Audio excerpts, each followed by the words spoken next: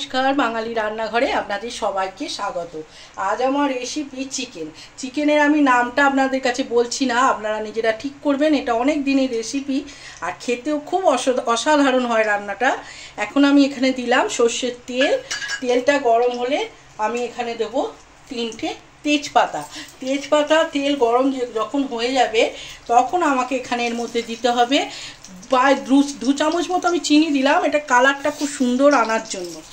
এবার চিনি আর তেল মেল্ট হতে থাকবে। চিনিটা তেলের সাথে মেল্ট হয়ে গেছে। এখন আমি দেব বেশ খানিকটা পেঁয়াজ, মানে এতে পেঁয়াজটা খুব বেশি লাগে। আমি এখানে 1 কেজি চিকেনের জন্য আমি এতটাই পেঁয়াজ দিলাম, তাও বড় বড় আমার 6খানা হবে পেঁয়াজ। হ্যাঁ, পেঁয়াজটা দিলাম। পেঁয়াজটা দেওয়ার পর আমি এটা খুব ভালো করে ভাজবো। পেঁয়াজটা আমার ব্রাউন কালার এসে গেছে। এই সময় আমাকে দিতে হবে বেশ খানিকটা কাঁচা লঙ্কা চিরা দিলাম, আর দেব 4টে মতন টমেটো আমি কুচিয়ে রেখে দিই। তাহলে পেঁয়াজ, টমেটো আর কাঁচা লঙ্কা এটা দিয়েই মাংসটা ভালো হবে।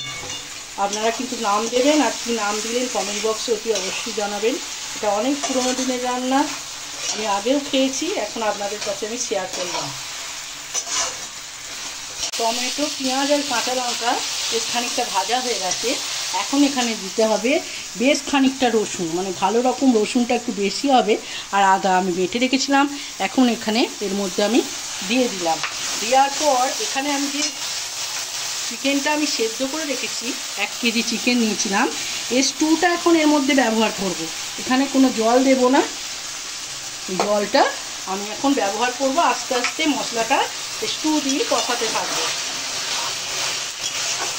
এখানে আমি সামান্য একটু হলুদ ব্যবহার করলাম, ওই মাংসের স্টু দিয়ে আমি হলুদটা গুলে রেখেছিলাম, এখন এর মধ্যে দিলাম। আর এখন এটা যেটা দিতে হবে, পুরো চিকেনটা আমি এখন এর মধ্যে দিয়ে দেবো। এখন স্টুটা একটু কমিয়ে নিলাম, যদি লাগে পরে আমি আবার দেব। এই রেসিপিটা আপনারা একবার বানিয়ে আমাকে বিশ্বাস করে খেয়ে দেখবেন, দুর্দান্ত লাগে। রুটি, ভাত বা যার সাথেই খান না কেন খুব ভালো লাগবে। এখন যেটা দিতে হবে, এখানে চিনির পরিমাণটা একটু বেশি লাগে, এখানে 5 চামচে চিনি নিয়েছি। আর দেব লবণ।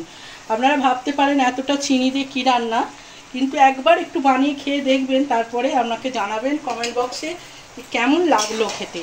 আমি এর নামটা দিলাম না, আপনাদের উপর ছেড়ে দিলাম। এবার আমি এটা ঢাকা চাপা দিয়ে হতে দেবো। নেড়ে দিয়েছি, এরকমভাবেই মাংসটা রান্না করলাম। আর এখন যেটা দিতে হবে এই ধনেপাতা দিয়ে আমি এটাকে নাড়াচাড়া করব না, এখন চাপা দিয়ে আমি রেখে দেবো। এই রেসিপিটি একবার আমার মতন ঠিক বানিয়ে আপনারা খেয়ে দেখবেন, খুব ভালো লাগে। আর নামটা অতি অবশ্যই জানাবেন। আর একটা কথা বলে রাখি, এই চিকেনটা যদি আপনি সকালে করেন রাত্রে খান, বা রাত্রে করেন সকালে খান, খুব ভালো লাগে, মজে যায় চিকেনটা, খুব খেতে ভালো লাগে। যদি ভালো লাগে একটা লাইক, শেয়ার আর কমেন্টের জন্য অনুরোধ রইল। ভালো থাকবেন, সুস্থ থাকবেন, ভালো খাবার খাবেন।